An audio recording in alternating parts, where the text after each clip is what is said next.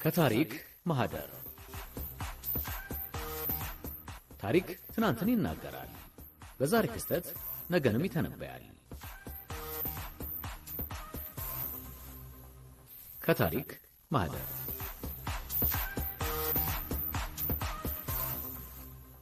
ሰላምታችን በእያላችሁበት ድረስ የተወደዳችሁና የተከበራችሁ አድማጮቻችን እንደምን ሰንብታችሁልናል? ሳምንታዊው ከታሪክ ማህደር ዝግጅታችን ተጀምሯል። በዛሬው የታሪክ ማህደር ፕሮግራማችን ሁለት መሰናዶዎች እንደተጠበቁ ናቸው። በዚህም በቀዳሚነት ሳምንቱ በታሪክ ምን ይመስላል፣ ቀደም ባሉ ጊዜያት የነበሩ ሳምንታዊ ክስተቶችን ዳሰን በመረጃ ወደ አድማጮቻችን በቅድሚያ እናደርሳለን። ከሳምንቱም በታሪክ ስንመለስ ደግሞ ዛሬ ላይ በታሪክ ዳሰሳ ዝግጅታችን የቀድሞ የአፍሪካ አንድነት ድርጅት ያሁኑ ደግሞ የአፍሪካ ህብረት አመሰራረት ላይ ትኩረት አድርገን ወደ እናንተ የምናደርሰው ዝግጅት አለን። ይህንን ፕሮግራም በማዘጋጀት ዮሴፍ ሽፈራው፣ በማስተዋወቁ ኃይለ ማርያም ሙልጌታና ገሬ አበበ በጋራ አብረናችሁ ቆይታ እናደርጋለን። ታዲያ እናንተ በያላችሁበት ሆናችሁ ዝግጅታችንን እየተከታተላችሁ እንድትቆዩ በአክብሮት እንጋብዛለን። ኃይለ ማርያም፣ አሁን በቀጥታ የምናልፈው ወደ መጀመሪያው ዝግጅታችን ነው። ሳምንቱ በታሪክ ነው። እንግዲህ ዓለማችን በየቀኑ በየደቂቃው በየሰከንዱ የተለያዩ ክስተቶች ይከሰቱባታል።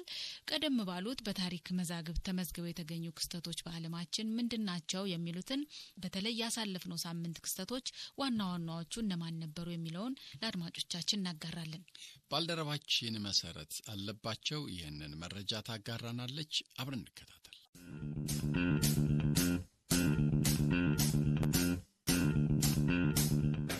ዓለም በተለያዩ ቀናትና ወራት እንዲሁም በተለያዩ ዓመታት የተለያዩ ታሪካዊ ሁነቶችን አስተናግዳለች። ዛሬም ድረስ ታስተናግዳለች። ይህ መረጃም ባሳለፍነው ሳምንት ዓለም በታሪክ ውስጥ ካስተናገደቻቸው የተለያዩ ክስተቶች መካከል ጥቂቶችን የምናወሳበት ነው። ባሳለፍነው ሳምንት ውስጥ በታሪክ ከተመዘገቡ ሁነቶች መካከል ጥቂቶችን መርጠን ልናወሳችሁ ወደናል። የ26 ዓመቷ መቶ አለቃ ቫላንቲና ቴሬሽኮቫ በሰኔ 10 ቀን 1955 ዓ.ም በሶቪየት ህብረት በጠፈር መንኮራኩር ወደ ህዋ የመጠቀች የመጀመሪያዋ ሴት ናት። ታዲያ ይቺ የ26 ዓመቷ መቶ አለቃ ቫላንቲና ወደ ህዋ የመጠቀችውም ሰኔ 10 ቀን 1955 ዓ.ም ነበር። የኡጋንዳው አምባገነን መሪ ኢዲ አሚን ወደ ኢትዮጵያ በመምጣት ከቀዳማዊ ኃይለ ሥላሴ ጋር ተወያይተዋል። ይህ ታሪካዊ ክስተትም የተከሰተው ሰኔ 11 ቀን 1965 ዓ.ም ነበር። ሰኔ 11 1625 ዓ.ም ጋሊሊዮ ጋሊሊ መሬት በፀሐይ ዙሪያ ትሽከረከራለች የሚለውን የምርምር ውጤቱን እንዲክድ በሮማ ካቶሊክ ቤተክርስቲያን ተገዶ ነበር። ይህ ታሪካዊ ክስተት የሆነውም በሰኔ 11 1625 ዓ.ም ነበር። ሰኔ 11 ቀን 1965 ዓ.ም የሱዳኑ ፕሬዝዳንት ጃፋር አልኒሜሪ የአፍሪካ አንድነት ድርጅትን ሊቀመንበር የናይጄሪያው ፕሬዝዳንት ጄኔራል ያኩቡ ጋዋንን በመወከል በኢትዮጵያና በሶማሊያ መካከል ስለተነሳው ግጭት ከቀዳማዊ ኃይለ ሥላሴ ጋር የሁለት ቀን ውይይት ለማድረግ አዲስ አበባ የገቡትም በዚሁ ታሪካዊ ቀን ሰኔ 11 ቀን 1965 ዓ.ም ነበር።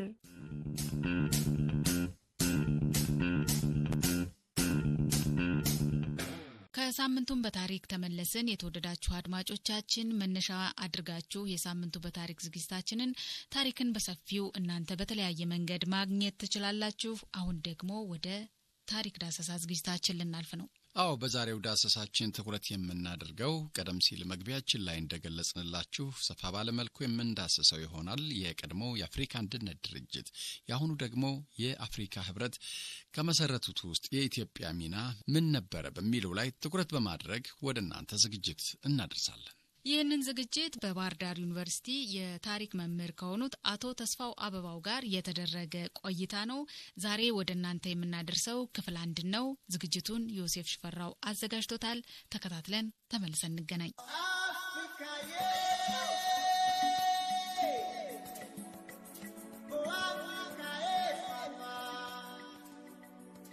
የታሪክ ማህደር መሰናዷችን ዛሬ ወደ እናንተ የምናደርሰው እንግዲህ የአፍሪካ ህብረት ወይም ደግሞ የአፍሪካ አንድነት ድርጅት የተመሰረተበትን መሰረት በማድረግ የኢትዮጵያ ሚና በዋነኝነት ምን ይመስል ነበር የሚለውን ነው እንግዲህ ቆይታ የምናደርገው። እናንተም እንግዲህ የታሪክ ማህደር መሰናዷችን እየተከታተላችሁን አብረን ቆይታ ስለምናደርግ ከልብ ነው የምናመሰግነው። እንግዲህ ዛሬ ወደ ባህር ዳር ዩኒቨርሲቲ ተጉዘናል። ወደ ባህር ዳር ዩኒቨርሲቲ ስንጓዝ ደግሞ ከአንድ የታሪክ ምሁር ጋር ነው ቆይታ የምናደርገው። እንግዳችን እንግዲህ ራሳቸውን የሚያስተዋውቁልን ነው የሚሆነው። እንደምን አረፈዱ? እግዚአብሔር ይመስገን። እስኪ ራስዎትንና የስራ ማዕረግዎን ያስተዋውቁልን። እሺ፣ አመሰግናለሁ። ተስፋው አበባው እባላለሁ። በባህር ዳር ዩኒቨርሲቲ የታሪክና ቅርስ ትምህርት ክፍል ተማሪ። በጣም ነው የምናመሰግነው። እንግዲህ ታሪካችን እያጋሩን ቆይታ ሊያደርጉ ፈቃደኛ ስለሆኑ እንግዲህ ስለ አፍሪካ አንድነት ድርጅት ነው እንግዲህ ትኩረታችን አድርገን ቆይታ የምናደርገውና ወደ ዋናው ርዕሰ ጉዳያችን ከመግባታችን በፊት ስለ አፍሪካ አንድነት ድርጅት ወይም ደግሞ ስለ አፍሪካ ህብረት እየተወሰነ ነገር ይበሉን።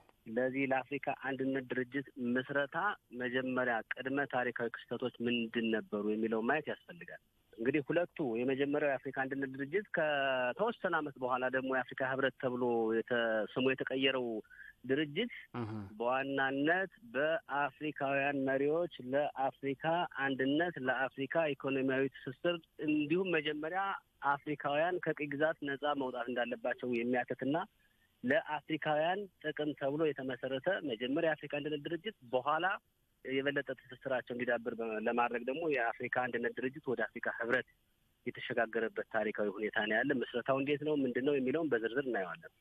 መልካም፣ እናመሰግናለን አቶ ተስፋው። እንግዲህ የአፍሪካ አንድነት ድርጅት እንግዲህ የተመሰረተበት ራሱን የቻለ ምክንያት ፖለቲካዊም ሊሆን ይችላል፣ ኢኮኖሚካሊም ሊሆን ይችላል።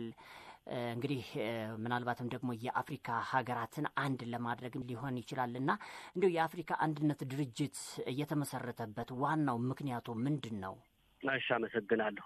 ዋናው የአፍሪካ አንድነት ድርጅት ምስረታ ምክንያት ምንድን ነው የሚለውን ስናይ መጀመሪያ አፍሪካውያን በምን ታሪካዊ ሁኔታ ውስጥ ነበር ያለፉት የሚለውን ማየት ያስፈልጋል። ስለዚህ አፍሪካውያን ሀገራት ከላይቤሪያና ከኢትዮጵያ በስተቀር ሁሉም በአውሮፓውያን የቅኝ ግዛት ቀንበር ውስጥ ለረጅም ጊዜ ሲማቅቁ ነው የኖሩ። ቅኝ ግዛት ረጅም ጊዜ አፍሪካውያንን የጎዳና እጅግ በጣም መጥፎ ጠባሳ ጥሎ ያለፈ ታሪካዊ ክስተት ነው። ስለዚህ ወደ 1960ዎቹ በብዛት ከ1960 በፊትም በኋላም በአውሮፓውያን አቆጣጠር ነጻ የወጡ ሀገራት አሉ። ግን 1960ዎቹ በዋናነት የአፍሪካ አመት ተብሎ ይጠራል። ለምን? ብዙ የአፍሪካ ሀገራት ነጻነታቸውን ስለተቀዳጁ። እነዚህ በዋናነት ነጻ የወጡ ሀገራት እና በቅኝ ግዛት ውስጥ ካልገቡት ሁለቱ ሀገራት ጋር በመሆን አፍሪካውያንን ወደ አንድነት በማምጣት ቀሪ ቀይ ግዛት ውስጥ የነበሩ ሀገራትንም ነጻ ለማውጣት አንድነት ለመመስረት ጥረት ያደርጋሉ። አንድነት ለመመስረት ጥረት ሲያደርጉ የአፍሪካን አንድነት ድርጅት ለመመስረት ሙከራ በሚደረግበት ወቅት ችግሮች ነበሩ። ምን አይነት ችግሮች? አፍሪካውያን ራሱ ነጻ የወጡ የአፍሪካ ሀገራት ቡድን ክፍፍል ጀምረዋል። የተወሰኑት የሞኖሮቪያ ግሩፕ የሚባሉ አሉ። ሞኖሮቪያ የላይቤሪያ ዋና ከተማ ናት። እዚያ ውስጥ የሚመደቡ ሀገራት አሉ። እነዚህ የራሳቸው አጀንዳ አላቸው። የተወሰኑት ደግሞ የካዛብላንካ ግሩፕ የሚባሉ አሉ። ካዛብላንካ ሞሮኮ ውስጥ ያለች ከተማ ነች። እነዚህ ደግሞ አሁንም የተለየ አጀንዳ ይዛሉ። ሁለቱ ዋና ልዩነታቸው ምንድን ነው የሚለውን ስናይ የካዛብላንካዎች የተባበረች አፍሪካን እንመስርት ነው። ሞኖሮቪያዋን ደግሞ መጀመሪያ ውስጣዊ የኢኮኖሚና የተለያዩ ችግሮቻችን ሳይፈቱ የተባበረች አፍሪካ መመስረት ከባድ ነው ነው። ስለዚህ ነጻ የወጡ ሀገራት እንደገና ወደ ሌላ የእርስ በርስ ትርምስና የእርስ በርስ ግጭት የሚያመሩበት ታሪካዊ ክስተት ተፈጠረ። እንግዲህ እዚህ ላይ ነው እነዚህን ተጻራሪ የሆነ እንትን ይዘው የሚንቀሳቀሱ የአፍሪካ ሀገራት መሪዎችን ወደ አንድና ወደ የጋራ ድርጅት መመስረት ወደሚለው ዓላማ የምታመጣው ሀገር ማለች ኢትዮጵያ ነች። ስለዚህ የተለያዩ የአፍሪካ ሀገራት መሪዎችን ወደ አንድነት በማምጣት የወቅቱ ቀዳማዊ ኃይለ ሥላሴ እጅግ በጣም ትልቅ የሆነ ሚና ተጫውተዋል። በወቅቱ ነጻ የወጡ ሀገራት በወቅቱ ከቅኝ ግዛት ነጻ የወጡ ሀገራት መሪዎች ምሳሌ የማዳጋስካሩ መሪ ፊልበርት ስናና፣ የላይቤሪያ መጀመሪያም በተናገርኩት መሰረት ቅኝ አልተገዛችም። ዊሊያም ተብማን፣ የኮትዲቯሩ ቡፌት ቦዋኜ፣ የሞሮኮ ንጉሥ ሀሰን ሁለተኛ፣ የሊቢያው ንጉሥ ሰይድ መሐመድ እድሪስ፣ የማሊ መዴቦ ኬታ፣ የኒጀሩ ሀማኒ ዲዮሪ፣ የታዋቂው የሴኔጋል መሪ ደግሞ ሊዮፖልድ ሴዳር ሴንጎር፣ የናይጄሪያ ናንቢ አዝክዌ፣ የሞሪታንያ ሙክታር ዳዳህ፣ የሩዋንዳ ግሪጎሪ ካባንዳ፣ እንዲሁም ሁሉንም መዘርዘሩ ጊዜ ስለሚወስድ ዋና ዋናዎቹ እነዚህ መሪዎች የተለያየ እንትን ይዘው በነበረበት ወቅት የተለያየ አጀንዳ ይዘው በነበረበት ወቅት እነዚህን የአፍሪካ መሪዎችን ወደ አንድ በማምጣቱ ረገድ ንጉሱ ቀዳማዊ ኃይለ ሥላሴና የወቅቱ የኢትዮጵያ የውጭ ጉዳይ ሚኒስትር የነበሩት ከተማ ይፍሩ ከፍተኛውን የሆነ ሚና ይጫወታሉ።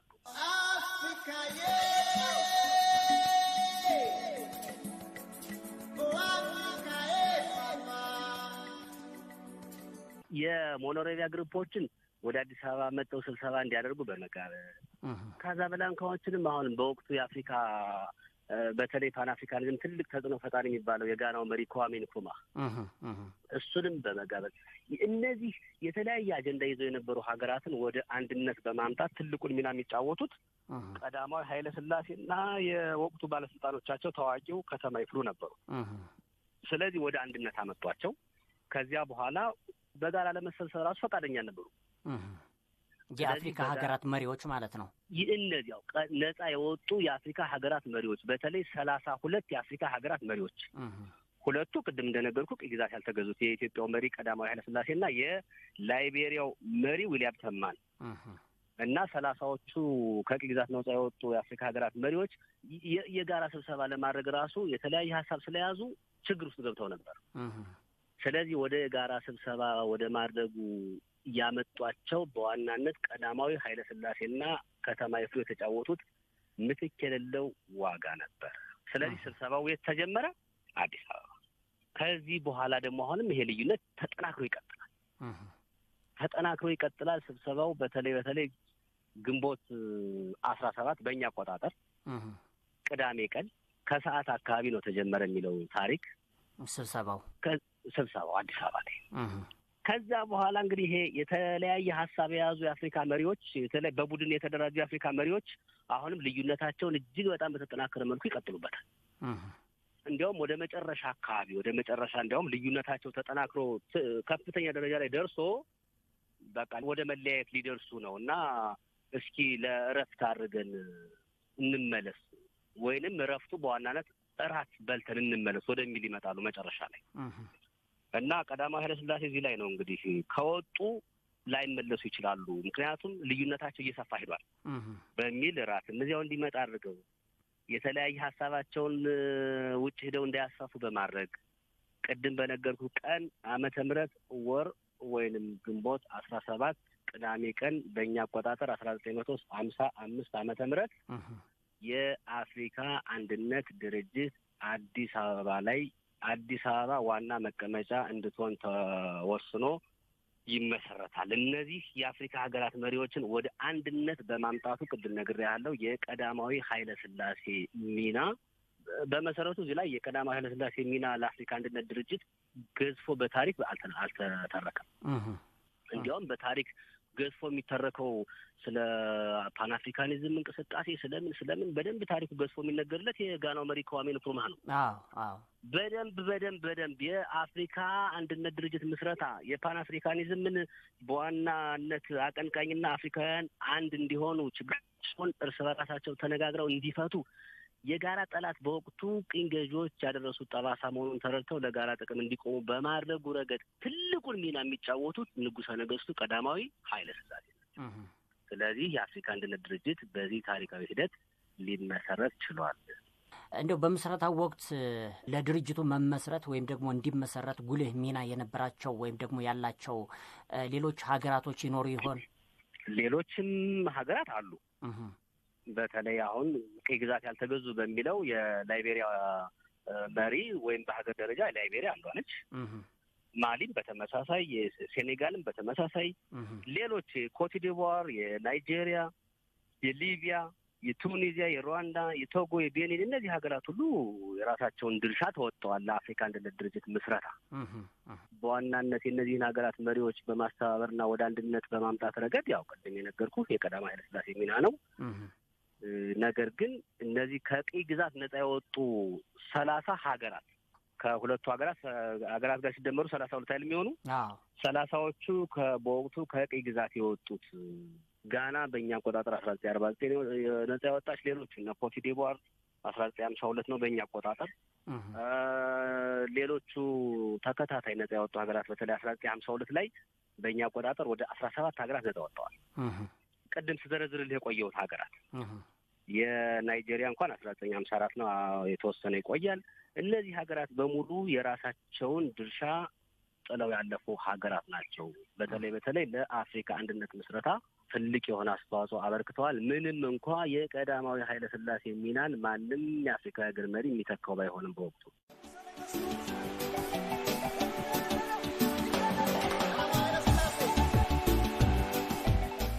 መልካም እንግዲህ እነዚህ የተለያዩ የአፍሪካ ሀገራት በተለይም ደግሞ 30ዎቹ ከዛም ሲጨመር ደግሞ ሁለቱ በቅኝ ግዛት ስር ውስጥ ያልዋሉት ሀገራቶች እንግዲህ ትልቅ ሚና እንደተጫወቱ ነበር ቀደም ሲል ያወሱን የነበረው። ከነዚህ ሀገራት መሪዎች በተጨማሪ ግን ወይም ደግሞ በዋነኝነት ለድርጅቱ መመስረት ወይም ደግሞ ስምምነት ላይ ተደርሶ ሁሉም መግባባት ላይ እንዲደርስና እንዲመሰረት በማድረጉ በኩል እንግዲህ ቀዳማዊ አጼ ኃይለ ሥላሴ የኢትዮጵያው ንጉስ እንግዲህ ትልቅ የሆነ አበርክቶ እንዳበረከቱ ነው ቀደም ሲል እየገለጹልን የነበረውና ታሪክም ደግሞ ይህንን እንግዲህ በትንሹም ቢሆን ይዘክራል።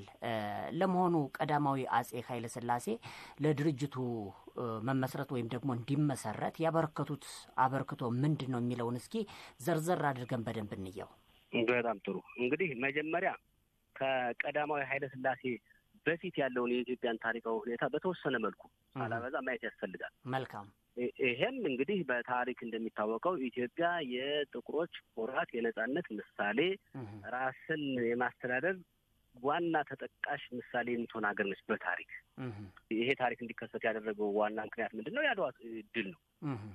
በርሊን ላይ የጀርመን ዋና ከተማ ላይ አውሮፓውያን ተሰብስበው የአፍሪካን ካርታ ይዘው እንዲህ መስመር እያሰመሩ እንደ ቅርጫ ስጋ ተከፋፍለዋል አይደለ? እዚህ ላይ እንግዲህ ኢትዮጵያ የደረሰች ለጣሊያን ነው። ግን ሌሎች አውሮፓ ሀገራት እዚህ ላይ የተወሰነላቸውን ውሳኔ ተግባራዊ አድርገው አፍሪካን ብጥስጥስ አድርገው በራሳቸው ቁጥጥር ስር ሲያውሉ ጣሊያንም ይሄን ለማድረግ መጣች፣ ተሸነፈች። ስለዚህ ጣሊያን ተሸንፋ መውጣት ማለት አንዲት አውሮፓዊት ሀገር በኢትዮጵያ መሸነፍ አይደለም ታሪኩ። በታሪክ ለዝንተ ዓለም ነጭ በጥቁር አይሸነፍም የተባለው ታሪካዊ ሂደት መሰበር።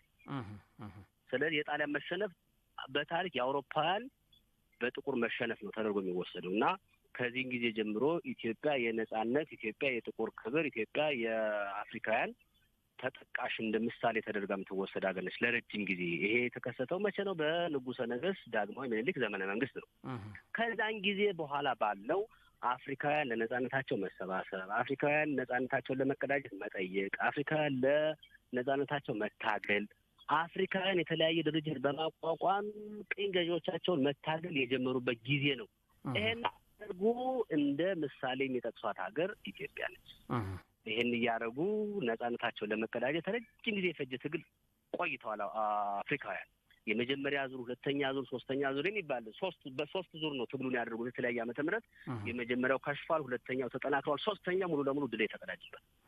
በሁሉም ጊዜ ትግላቸውን ሲያደርጉ ተጠቃሽ አድርገው እንትን የሚሉ ኢትዮጵያን ነው። ስለ ፓን አፍሪካኒዝም ኢትዮጵያን ነው። ደቡብ አፍሪካ ላይ ኢትዮጵያኒዝም የሚል እንትን አቋቁመዋል። ኢትዮጵያን ነው። ለነጻነታቸው ሲታገሉ በዋናነት የሚያውለበልቡ የኢትዮጵያን ባንዲራ ነው። ነጻ ከወጡ በኋላም እኮ ብዙ የአፍሪካ ሀገራት የኢትዮጵያን ባንዲራ እንትኑን እየገለባበጡ ይጠቀማሉ አይደል? እስካሁን ድረስ የሚጠቀሙ አሉ፣ እየተጠቀሙም ነው እየተጠቀሙ። ይሄ ሁሉ ከምን የመጣ ታሪካዊ መነሻ ነው? ኢትዮጵያ የነጻነት ተምሳሌት ነች የሚለው ነው። ከዛ በኋላ ወደ ማን ታሪክ እንመጣለን? ቀዳማዊ ኃይለ ሥላሴ።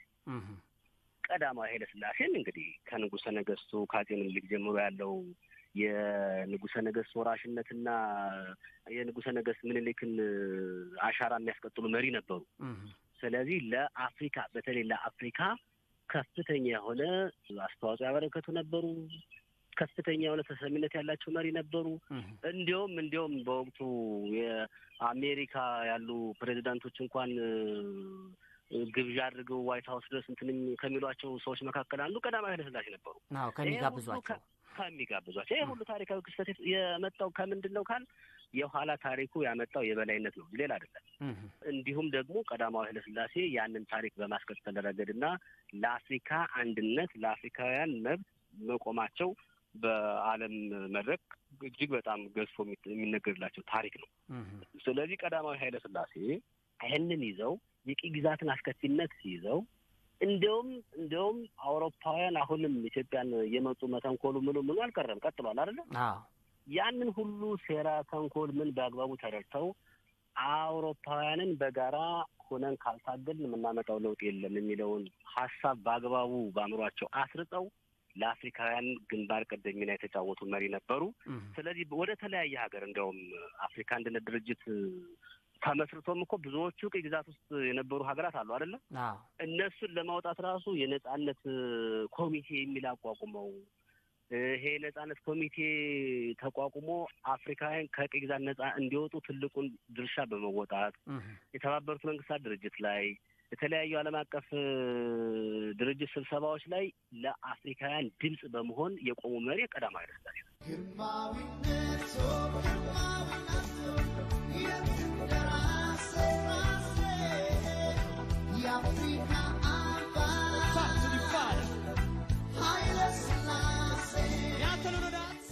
ተባበሩት መንግስታት ድርጅት ኢትዮጵያ አንድ መስራች ሀገር ነች አይደለ? እዚህ ላይ የኢትዮጵያው መሪ ቀዳማዊ ኃይለ ሥላሴ የአፍሪካ ድምጽ ሆነው የቆሙ ናቸው። ነን አላይድ ሙቭመንት ይባላል። ይሄ ከምዕራቡም ከምስራቁም ያለበነ ድርጅት ተብሎ የተቋቋመ እዛ ላይ ቀዳማዊ ኃይለ ሥላሴ የአፍሪካ ድምጽ ሆነው የሚናገሩ መሪ ነበሩ። 32ቱንም በመወከል በቃ 32ቱንም በመወከል እዚህ ላይ ሌሎቹም የአፍሪካ መሪዎች ያው የራሳቸውን ድርሻ ተወጥተዋል። ግን አሁን የምንተርከው ትልቁን ድርሻ የተወጡትን የቀዳማዊ ኃይለ ሥላሴ ስለሆነ ነው። ስለዚህ በተለያየ ዓለም አቀፍ ስብሰባዎች አፍሪካን ወክለው የአፍሪካ ድምጽ በመሆን ትልቁን ድርሻ የተወጡ መሪ ቀዳማዊ ኃይለ ሥላሴ ነበሩ። በውጭው ውስጥ ላይ ደግሞ እንደገና ቅድም በተረኩልህ መሰረት የተለያየ ሀሳብ ይዘው ሲነታረኩና ሊለያዩ የነበሩትን ወደ ጋራ በመመለስ ይሄ የተለያየ እንትን ይዘው ሊለያዩ የነበሩ የአፍሪካ ሀገራትን ወደ አንድነት መመለስ የሚለው በቀላል ተተርኮ የሚያልፍ አይደለም። ብዙ ጥበብና ብዙ ዲፕሎማሲያዊ ብቃት የጠየቀ ውሳኔ ነው። ያንን በማድረጉ ረገድ ትልቁን ድርሻ የሚወጡት ቀዳማዊ ኃይለ ሥላሴ ነበሩ። ለዚህም ነው የአፍሪካ አባት የሚባሉ የአፍሪካ አባት ተብለው የሚጠቀሱ መሪ ቀዳማዊ ኃይለ ሥላሴ ናቸው። ይሄ ከምን የመነጨ ነው? በታሪክ ከመጀመሪያው ጀምረው እስከ አፍሪካ አንድነት ድርጅት ምስረታ ከምስረታው በኋላም ቅኝ ግዛት ውስጥ የነበሩ ሀገራት ከቅኝ ግዛት ነጻ እንዲወጡ ትልቁን ድርሻ በመወጣት ምሳሌ ወደ ደቡብ አፍሪካ ይሄ አፓርታይድ አገዛዝ የነጭ የበላይነት ጥቁሮች እንደ ሰው የማይቆጠሩበት መጥፎ የሆነ አገዛዝ ነበረ። ያንን ለዓለም አቀፍ ማህበረሰብ በማሰማት እነዚህ እንትኖች ላይ መጥፎ አገዛዝ የሚከናወንባቸው ሀገራት ላይ ኢኮኖሚያዊ ማዕቀብ ምን እንዲጣል ከፍተኛ የሆነ ንግግር በማድረግ ሌሎች ላይ ጫና በመፍጠር ትልቁን ሚና የሚጫወቱት ቀዳማዊ ኃይለ ሥላሴ ነው እና ደቡብ አፍሪካን ብነድ በታሪክ ወደ ዚምባብዌን በወቅቱ ሮዶዣ ነው የምትባለው። ዛምቢያ ሰሜን ሮዶዣ፣ ዚምባብዌ ደቡብ ሮዶዣ። ይሄ ሮዶዣም የራሳቸው እንግሊዞች ካምፓኒ መሪ ጆን ሮድስ ያወጣው ስም ነው። ለእነዚህ ሀገራት የነጭ የበላይነት እያሰቃያቸው ለነበሩ ጥቁሮች ድምጽ በመሆን ትልቁን ድርሻ የሚወጡት ቀዳማዊ ኃይለ ሥላሴ ነበሩ። ሌሎች ሀገራት ላይም የነበረው አስተዋጽኦ እጅግ በጣም የጎላ ነው። ለዚያም ነው እኮ በወቅቱ የአፍሪካ አንድነት ድርጅት ሲመሰረት አንዳንዶች እኮ ዋና መቀመጫውን ወደ እነሱ ሀገር ለማውሰድ ሙከራ አድርገዋል። ግን የማን አስተዋጽኦ ጉልህ ነው፣ የማን ድርሻ እጅግ በጣም ትልቅ ነው የሚለው ደግሞ መታየት አለበት። ስለዚህ በወቅቱ ከነበሩ መሪዎች የማን አስተዋጽኦ እጅግ በጣም ጉልህ እንደሆነ ተርከናል። በዚህ መልክ የአፍሪካ አንድነት ድርጅት መቀመጫ አዲስ አበባ ሆኖ ከዛ በኋላ በተከታታይ ወደ ሌላ ሀገር ለመውሰድ ሙከራዎች ተደርገዋል። ብዙ ጊዜ ይህን ቀጣይ እናነሳዋለን። ስለዚህ የቀዳማዊ ኃይለ ሥላሴ ለአፍሪካ አንድነት ምስረታ እንዲሁም ለአፍሪካውያን ከቅኝ ግዛት ቀንበር ነጻ ለመውጣት ያበረከቱት አስተዋጽኦ እጅግ በጣም ግዙፍ የታሪክ ድርሻ የታሪክ ምዕራፍ ያለው ነው። ሰፊ የሆነ ትንታኔ የሚጠይቅ ነው። ለምን በፖለቲካዊ፣ በዲፕሎማሲያዊ፣ በተለያየ መልክ ለአፍሪካ ድምፅ ሆኖ በመቆም ትልቁን ድርሻ የሚወጡት ቀዳማዊ ኃይለ ሥላሴ ነበሩ። ተሰሚነታቸውን በጣም ከፍተኛ ነበር በወቅቱ። በቃ ትልቁ አሁን በወቅቱ የነበረው የመሪው ግርማ ሞገስ አለ። ይሄ የመሪው ግርማ ሞገስ ይሄ የመሪው የራሱን የቻለ ጥበብ እንደተጠበቀ ሆኖ የሀገሪቷንም ግርማ ሞገስ መርሳት የለብንም።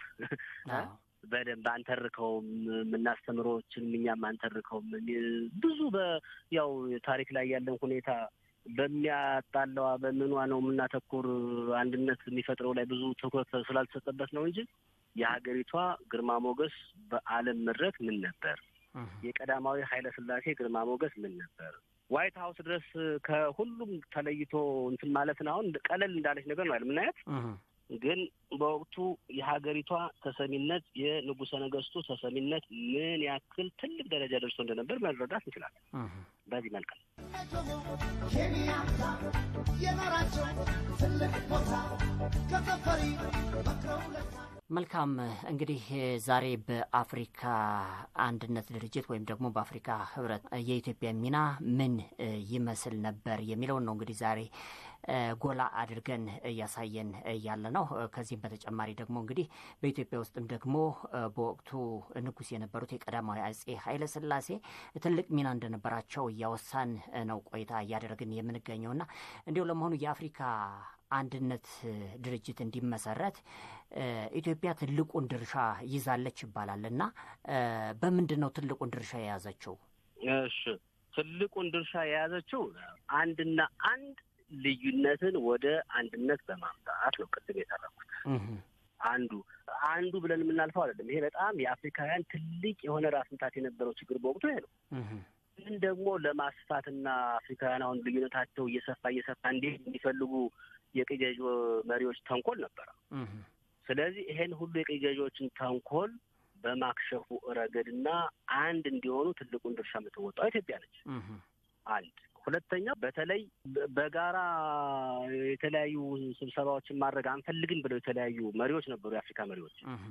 ይህንን ስቦ ማምጣት ለዚህ እኮ ከተማ ይፍሩ የተለያዩ ሀገራትን ጎብኝተዋል።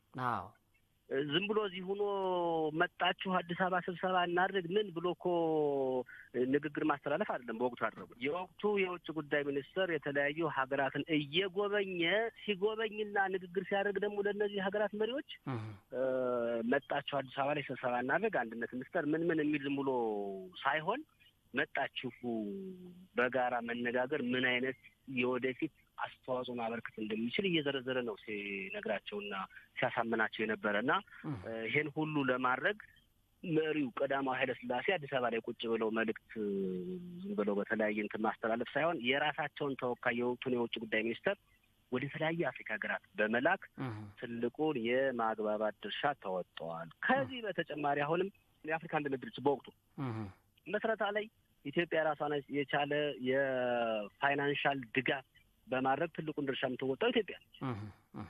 ትልቁን በወቅቱ ምክንያቱም ለአፍሪካ አንድነት ድርጅት ምስረታ ሌላ ትልቅ የሆነ መንግስታዊ ያልሆነ ወይም መንግስታዊ የሆነ ድርጅት ገንዘብ እንትን የሚልበት ታሪካዊ ሂደት የለም በወቅቱ።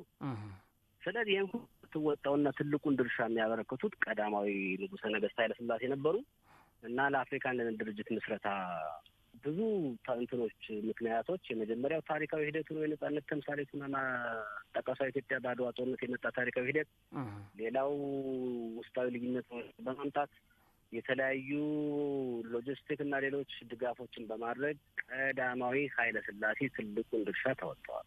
ስለዚህ ኢትዮጵያ ራሱን የቻለ ህብረቱ እንዲመሰረት በገንዘብ ደረጃም በጀት ተበጅት ነበር ማለት ነው። በወቅቱ ሲመሰረት ትልቁን ድርሻ ተወጣለች። አሁን በጅታለች።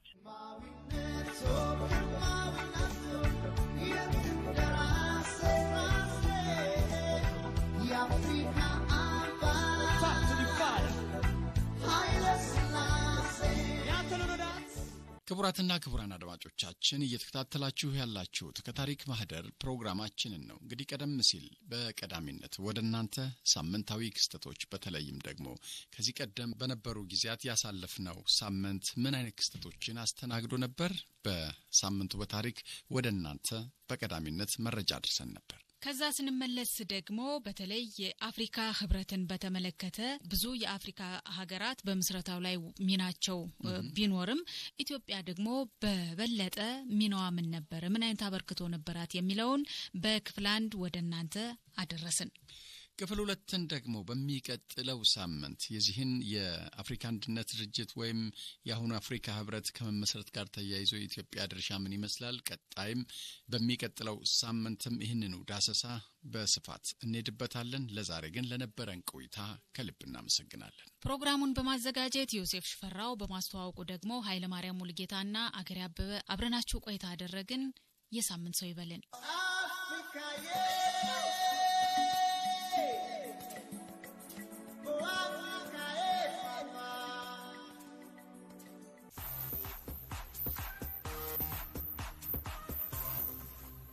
ከታሪክ ማህደር ታሪክ ትናንትን ይናገራል፣ በዛሬ ክስተት ነገንም ይተነበያል። ከታሪክ ማህደር